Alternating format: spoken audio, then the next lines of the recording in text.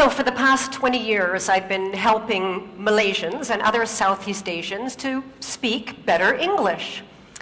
And through training thousands of Southeast Asians, I've discovered a very surprising truth. I've discovered that how well somebody communicates in English actually has very little to do with their English level. It has a lot to do with their attitude towards English. There are people out there who have a very, very low level of English and they can communicate very, very well. One of them that I remember was a student, a participant of mine named Faisal. He was a factory supervisor. English level very, very low. But this guy could just sit and listen to anybody very calmly, clearly, and then he could respond, absolutely express his thoughts beautifully at a very low level of English. So today I want to share with you what is so different about people like Faisal. How do they do it? And second of all, why is this so important, not only to you, but to your children, to your community, and to the future of Malaysia?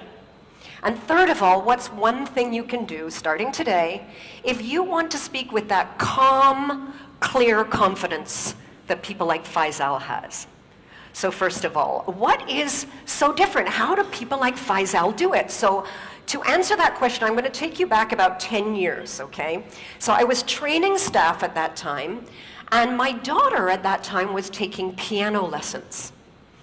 And I started to notice two really strong similarities between my daughter's attitude or thinking towards playing the piano and a lot of Malaysians' thinking or attitude towards English.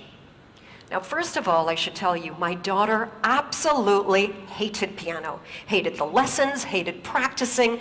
This is my daughter practicing piano, okay? This is as good as it got. This is the real thing. And she dreaded going to piano lessons because to my daughter, going to piano lessons, she was filled with this sort of dread because it was all about not screwing up, right? Because like for a lot of piano students, to both my daughter and her teacher, her success in piano was measured by how few mistakes she made. Now at the same time, I noticed that a lot of Malaysians went into English conversations with the same sort of feeling of dread, this sort of feeling that they were going to be judged by how many mistakes they were going to make and whether or not they were going to screw up. Now the second similarity that I noticed was to do with self-image. You see, my daughter, she knew what good piano sounded like, right? Because we've all heard good piano. And she knew what her level was, and she knew how long she'd have to play for to play like that. And a lot of Malaysians, I noticed, had this idea of what good, proper English is supposed to sound like, and I see a lot of you nodding, and what their English sounded like, and how far they'd have to go to get there. And they also felt like they were, like my daughter, just bad piano player, bad English speaker, right? My English not so good lah, cannot, sorry shaya, cannot. So I could see these similarities, but I still couldn't figure out, okay, what is it about these people like Faisal that are so different that can just do it smoothly, calmly, with confidence? And one day I discovered that answer, and I discovered it quite by chance. It was a day when my computer broke down and I had to go to a cyber cafe.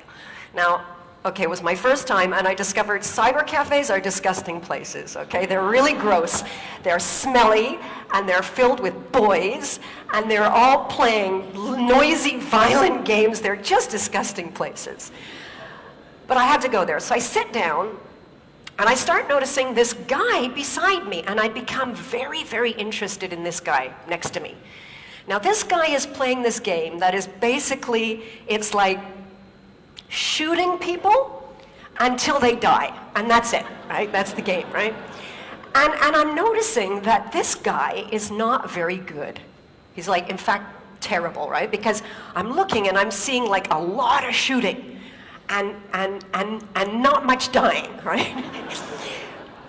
But what really interested me was behind this lousy player were 3 of his friends sort of standing there watching him play. And what I really noticed was, even though this guy was terrible, even though his friends were watching him, there was no embarrassment. There was no feeling of being judged. There was no shyness. In fact, quite the opposite. This guy's like totally focused on the bad guy, smile on his face. All he can think about is killing these guys, right? And I'm watching him and I suddenly realized, this is it. This is the same attitude that people like Faisal have when they speak English. Just like this guy, when Faisal goes into an English conversation, he doesn't feel judged. He's entirely focused on the person that he's speaking to and the result he wants to get. He's got no self-awareness, no thoughts about his own mistakes. Now, I want to share with you a real, true example to paint a picture of somebody who speaks English like they're playing piano and someone who speaks English like they're playing a computer game. And this is a true story. Happened to me. A while ago, I was in a pharmacy. I had to buy Omega. My doctor said I should get Omega. And I go to the shelf, there's tons of Omega. There's Omega that's high in DHA, Omega that's high in EPA, and I don't know which one to buy.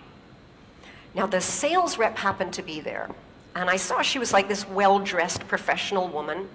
I walk over to her and I see this look as she sees me, this sort of, it's a look I recognize very well. Her eyes go all wide. It's sort of that panic, oh my God, I gotta speak to a native speaker and she's gonna judge me and notice my mistakes. I go up to her and I explain my situation, which Omega do I get? And she starts explaining to me everything about DHA and EPA you could possibly imagine. She speaks very quickly, goes all around in circles, and when she finishes, no idea what to buy. Right? So I turn to the girl behind the counter. Now the girl behind the counter, I heard her before, her English level is very low. But when I walk over to her, this girl, there's no fear. In fact, she's just looking at me. You know that look? Like, yeah, okay, so how? Right. Yeah, I've been in Malaysia a long time. So I go up to her and I explain the problem, EPA, DHA. She looks at me, she says, okay, EPA for heart, DHA for brain. Your heart okay or not? So I said, I said my heart is really, I think it's pretty good. She says, your brain okay or not? I said, yeah, no. No, my brain is not as good as it used to be. She looked, she said, okay la, you take Omega DHA, can? Problem solved, right? So we've got 2 different kinds of communicators. We've got the one who's got a high level, but totally focused on herself and getting it right, and therefore very ineffective. We've got another one, low level, totally focused on the person she's talking to and getting a result. Effective. And therein lies the difference. Now, why is this distinction so important, not just to you, to your children, but to the future of Malaysia and countries like Malaysia? And to answer that, let's take a look at who actually is speaking English in the world today, okay? So if we looked at all of the English conversations in the whole world taking place right now on planet Earth, we would see that for every native speaker, like me, there are 5 non-native speakers. And if we listen to every conversation in English on planet Earth right now, we would notice that 96% of those conversations involved non-native English speakers. Only 4% of those conversations are native speaker to native speaker. This is not my language anymore. This language belongs to you. It's not an art to be mastered. It's just a tool to use to get a result. And I want to give you a real-life example of what English is today in the world, real English today. This is another true story. I was at a barbecue a little while ago. This was a barbecue for engineers from all over the world, and they were making hot dogs. Now, some of the hot dogs were regular hot dogs, and some were these cheese hot dogs, you know, with the cheese in the middle. French engineer is cooking the hot dogs, and he turns to this Korean engineer and he says, would you like a hot dog? And the Korean guy says, yes, please. He says, do you want the cheese? And the Korean guy looks around at the table. He says, I no see cheese. French guy says, the hot dog contains the cheese. Korean guy doesn't understand him, right? So the French engineer tries again. The hot dog is making from with the cheese. Korean guy still doesn't understand. He tries again. He says, the hot dog is coming from, no, the cheese is coming from the hot dog. Korean guy cannot understand. Now this Japanese engineer who's been listening to this conversation turns to the Korean engineer and he says, cheese integrator. He understands, okay? Everybody understands. So this is what English is today. It's just a tool to play around with to get a result, like a computer game. Now the challenge is that we know in schools all around the world, right? English is not really being taught like it's a tool to play with. It's still being taught like it's an art to master. And students are judged more on correctness than on clarity. Some of you might remember the old comprehension exam in school. Does anybody remember in school when you would get a question about a text that you read? You'd have to read through some text, right? And then answer a question to show that you understood the text. And this may have happened to you, that you showed that you understood the text, but you got a big X because you made a little grammar mistake. Like this student. Now this student clearly understood paragraph 4, but no, not correct, because he left the letter N off the word environment. But in the real world, what would matter? In the real world, what would matter is, did you understand the email, or did you understand your customer, so that you can go ahead and take action?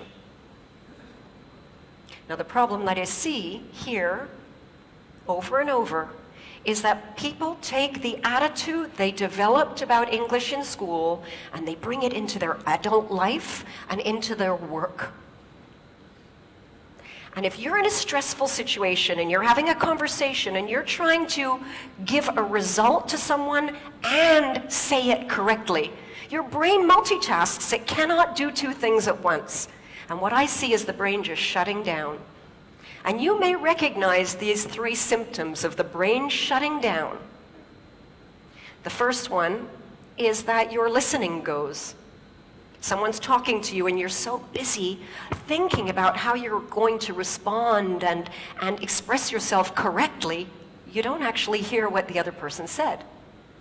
And I can see a lot of nodding in the audience. The second thing to go is your speaking. Your mind sort of shuts down, and that vocabulary you do know just disappears, and the words don't come out.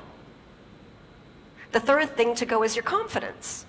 And the worst thing about this is you may only be confident because you cannot express yourself clearly, but to the person talking to you, they may misunderstand this as a lack of confidence in your ability to do the job, to perform.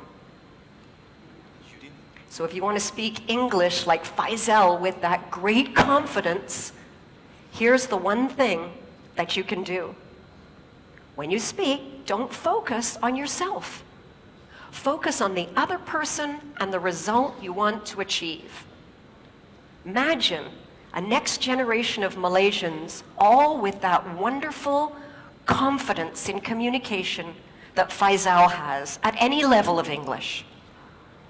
Because let's remember that English today, it's not an art to be mastered. It's just a tool to use to get a result. And that tool belongs to you.